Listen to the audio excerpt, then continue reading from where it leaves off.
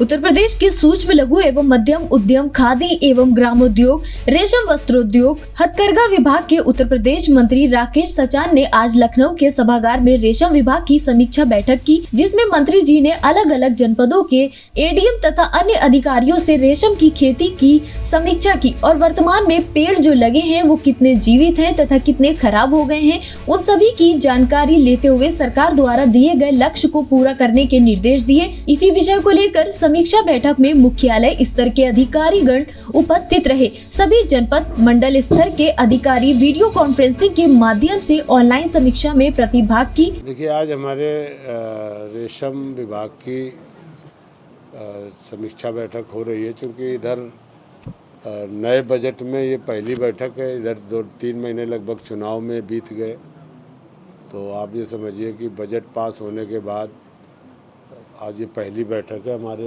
ACS महोदय अभी ये भी आए हैं और हमारे डायरेक्टर हैं वर्मा जी, तो सब सारे अधिकारी हैं, ऑनलाइन भी जुड़े हुए अधिकारी हैं। ये बंद है कि नहीं? सारे अधिकारी। तो आज पूरे प्रदेश की अधिकारियों की भी जोड़ा है। रेशम से जुड़े जितने भी विषय हैं, क्योंकि हमें रेशम के उत्पादन बढ़ाने पर जोर हमें देना है, तो हमारी जो भी भारत सरकार की प्रदेश योजनाएं चलती हैं, तो जितने भी किसान जुड़े हैं उनको हम प्रोत्साहित भी करते हैं कि ज़्यादा से ज़्यादा रेशम यहाँ पर पैदा हो, क्योंकि मुख्यमंत्री जी की भी इच्छा है कि रेशम की खपत उत्तर प्रदेश में ज़्यादा है और उत्पादन हमारा यहाँ कम है। तो उत्पादन बढ़ाने के लिए हम ज़्यादातर किसानों को जोड़ते हैं। पिछले समय बनारस एक चूँकि ऐसा शहर है कि रेशम की साड़ी वहाँ बनती है, पूरे देश में फेमस है, लेकिन रेशम वहाँ पैदा नहीं होता। अभी आपने देखा कि हम जोड़े थे तो बहुत थोड़ा सा सिंपल उन्होंने बताया जो आसपास के इलाकों में, तो पूरे प्रदेश में रेशम का उत्पादन बढ़ सकता है। उसी पर हम लोग प्रयास भी कर रहे हैं। इधर 1-8 सालों से कर्नाटक के लोगों को बुला के प्रशिक्षण दिलाना, किसानों को नई तरीके से तकनीकी के माध्यम से, क्योंकि रेशम की खेती कीड़े के द्वारा होती है। हमारा कीड़ा ही रेशम बनाता है, और वो कीड़ा अगर बहुत अच्छे ढंग से उसको पाला जाएगा, जिस तरह से बच्चे पलते हैं, उसी तरह से कीड़ा वो जिंदा रहेगा तो रेशम बनाएगा।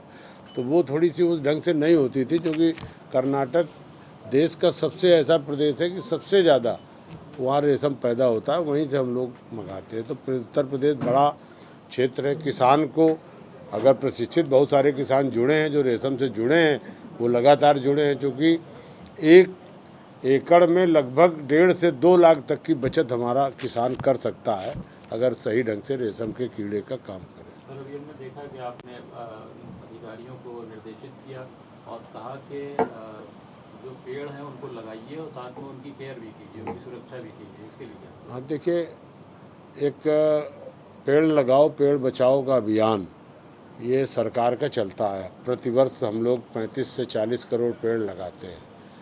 तो पेड़ लगाना एक विजन है, और उससे बड़ी ज़रूरत है कि पेड़ बचाएं कैसे। इसमें जब हम जन आंदोलन करके लोगों को जोड़ेंगे तभी पेड़ बचेंगे, क्योंकि हमारे डिपार्टमेंट को 14 लाख का लक्ष्य दिया सरकार ने।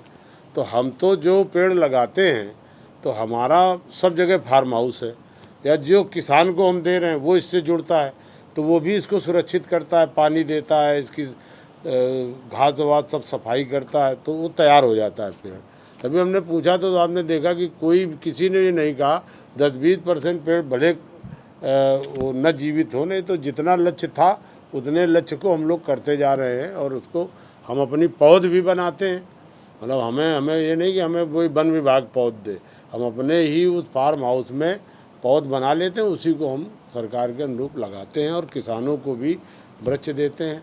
जो हमारा टसर का पेड़ है, जो जिसकी पत्ती रेशम का कीड़ा खाता है, वही वैरायटी हम लोग लगाते हैं, जिससे कि हमारा उत्पादन भी बढ़े और उसकी जो ज़रूरत है कीड़े को आहार की, वो आहार भी उसको बने, जिससे ज़्यादा से ज़्यादा उत्पादन भी बढ़े। रेशम का उद्योग बढ़ा हुआ है, इस समय बढ़ रहा है लगातार, और अभी आपको जगह की भी आवश्यकता पड़ रही है, मुझे समझ में आया।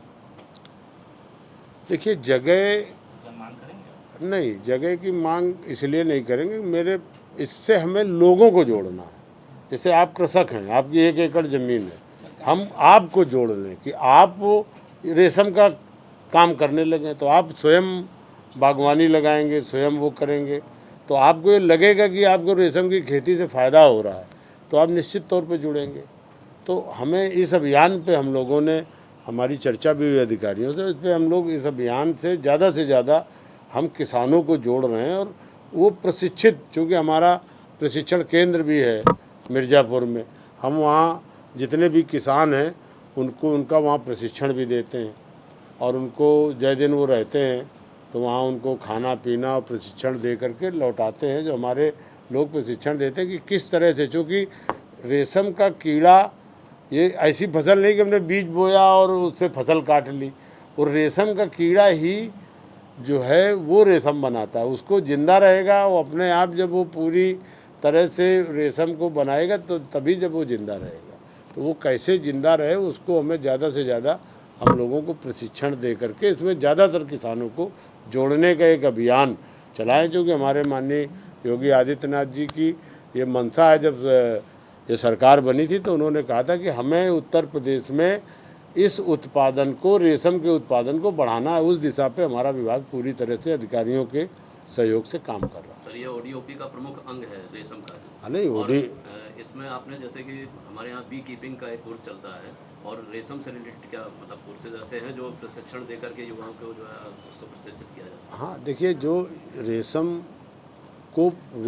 का वस्त्र, हम चूँकि सनातन धर्म के मानने वाले लोग हैं, अगर हम अपनी बहन बेटी का हाथ पीला करते हैं तो उसमें एक साड़ी रेशम की ज़रूर देते हैं। ये होता है कि रेशम की साड़ी मस्ट होती है, जब चढ़ाव लेके जाता है आदमी तो रेशम की पील साड़ी लेके जाता है। तो या हम कोई पूजा करते हैं तो रेशम का उपयोग करते हैं। तो रेशम की ज़रूरत बहुत है, उत्तर प्रदेश में ज़्यादा आवश्यकता है, लेकिन इससे किसान कम जुड़े हैं। चूँकि जुड़ते हैं और वो चूँकि बहुत इस ढंग से काम नहीं किया गया इसमें, तो वो निकल जाते हैं। लेकिन रेशम बहुत सारे किसान जुड़े हैं, तो लगातार जुड़ रहे हैं, बढ़ रहे हैं आगे। हमारी तमाम भारत सरकार की जो स्कीमें हैं, प्रदेश सरकार की स्कीमें, उनका लाभ उठा करके कर रहे हैं। तो ये मुख्यमंत्री जी का विजन है कि ज़्यादा से ज़्यादा किसानों को रेशम से जोड़े। मैं आपके माध्यम से ये ज़रूर कहूँगा कि रेशम की खेती से, रेशम की कीट पालक से लोग जुड़ें। क्योंकि 1.5 से पौने 2 लाख तक का जो कर्नाटक के किसान, जब उनसे बात करो कि इतना पर एकड़ में वो पैदा करते हैं, तो यहाँ क्यों नहीं हो सकता है। सर, आप उत्तर प्रदेश सरकार के मंत्री हैं। आजकल एक बड़ा चर्चा का विषय बना हुआ है कि उत्तर प्रदेश पुलिस में जो भर्तियाँ हो रही हैं वो आउटसोर्सिंग के जरिए से कराई जा रही हैं। विपक्ष बड़ा तंज कस रहा है, क्या कहना चाहिए? आउटसोर्सिंग से तो नहीं अभी कहीं हुआ। वायरल भी हो रहा है। नहीं, वायरल है।